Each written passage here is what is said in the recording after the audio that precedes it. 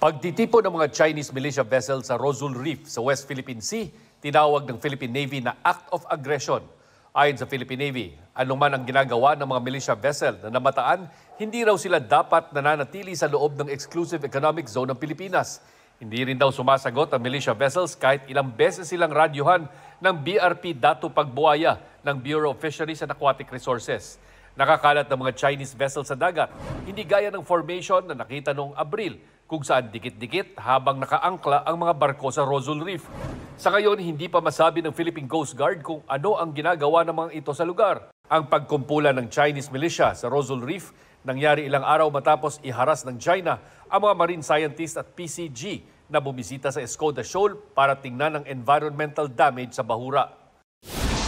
Pagpapatayo ng bagong gusali ng Senado, pinatigil muna ni Senate President Chis Escudero. Mula raw kasi sa orihinal na 8.9 billion pesos na budget, aabot sa 23 billion pesos ang kakailanganin para matapos ang gusali. Paglilinaw niya, wala siyang nakikitang irregularidad. Pinaaaral lang niya kung bakit lumobo ang halaga ng proyekto.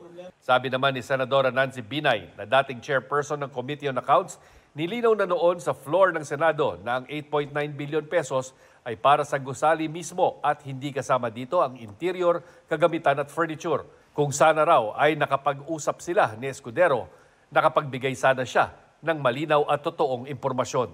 Nilinaw rin ni dating Senador Panfilo Lacson at chairman din noon ng Committee on Accounts na ang DPWH ang implementing agency ng proyekto.